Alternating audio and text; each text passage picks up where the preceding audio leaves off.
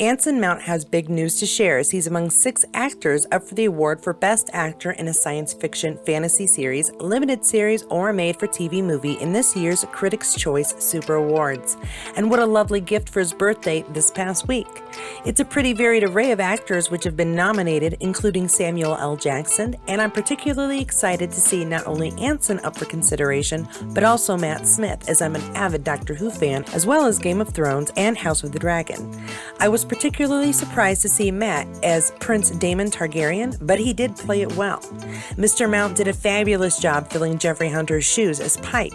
I still can't get over how easily I saw Pike on screen rather than having to get used to this other actor playing Pike, such as when Zachary Quinto stepped into the role of Spock. Anson Mount simply was Pike from the get-go, so in this humble fan's opinion, he most definitely deserved the nomination and has an exceedingly good shot to win, though it will be a difficult choice, I think. The series itself is also up for consideration to win a Critics' Choice Super Award in the Best Sci-Fi Fantasy, Limited Series, or Made-for-TV Movie category. It will be a tough choice there as it's up against Andor, For All Mankind, House of the Dragon, The Lord of the Rings, The Ring of Power, and Stranger Things. I'll be crossing my fingers and toes, hoping for 2 wins for Strange New Worlds. Hi, and welcome back to Katie's Corner in Space and Volume 12 of the Star Trek Void, where we try to fill that gap between new episodes with some news and information about some of our favorite actors and television series. Another show I'm really looking forward to is Discovery.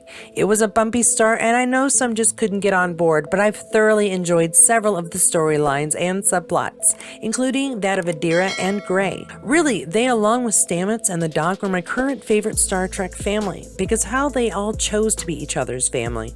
They all sort of fell into each other's lives, and it was incredible. But the character of Gray has had one heck of a run, and Ian Alexander says to look out for some big changes in Season 5, as Gray is fully embracing the ability to be his own person.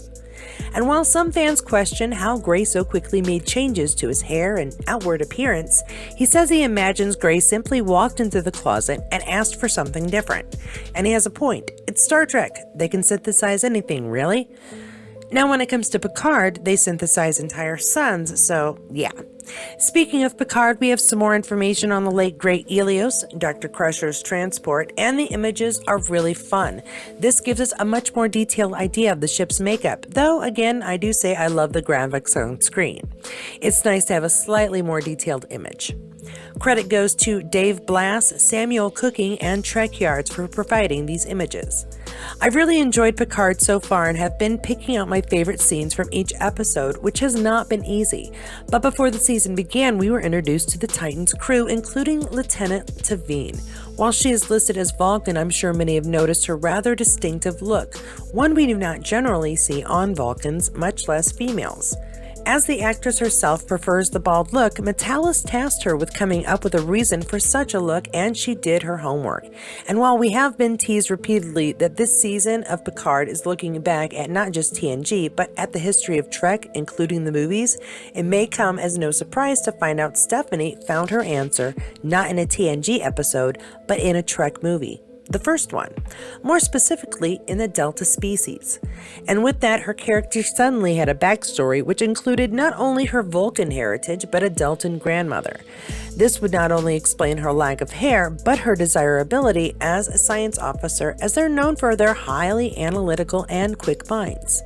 A compliment to the Vulcan logical mind, I would think, though the personalities are traditionally very different. Vulcans are very reserved, while Deltans are anything but. Quite frankly, it makes me quite curious as to how that relationship with her grandparents worked, but I think the only chance we will get of that is if Picard leads to a spin-off and she is moved to it, which would be fine by me. What do you think? And who should be included in that little venture if it were to happen?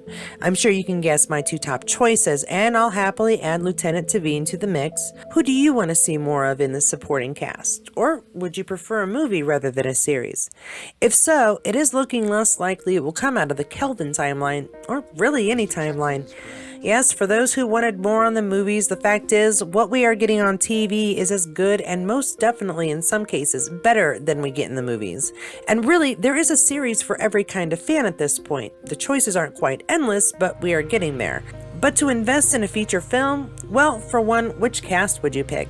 The Kelvin timeline movies have been a bust. The original series crew, well, no. The Next Generation, they're busy. Voyager, several of them are busy as well. Deep Space Nine, well, that has a shot, but considering the losses in the cast and the unlikely return of Avery Brooks, probably not. Now, Enterprise might have a better shot, but I insist someone bring Trip back to life. Don't care how, just do it, then we can talk. And everything else is currently airing in a series. Now, I feel a Lower Decks full-length film could do quite well. Not sure why, but it seems like the kind of thing people with disposable income might go take a night out to go see. But really, it's just a sad fact that it's simply not the investment being made right now. And the investment in television is paying off, not just for Paramount, but for all of us. So what if you don't care for series 2 and 7? That still leaves 1, 3, 4, 5, 6, 8, 9, and 10. Plus whatever else comes next. And the universe is finally making progress and expanding with new stories and fervent fan service. So I'm here for the TV shows. And Star Trek is doing really well and has always done well in that medium.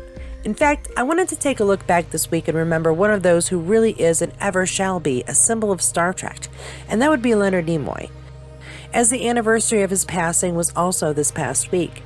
As one of the originals, he had some amazing stories to tell about Trek's early beginnings, and we are fortunate he was prolific in his interviews, so that even now, 8 years after his passing, we can easily listen to his words all about his adventures creating the original series. As a matter of fact, Spock, when I first started playing him, was a much more emotional character than he is now.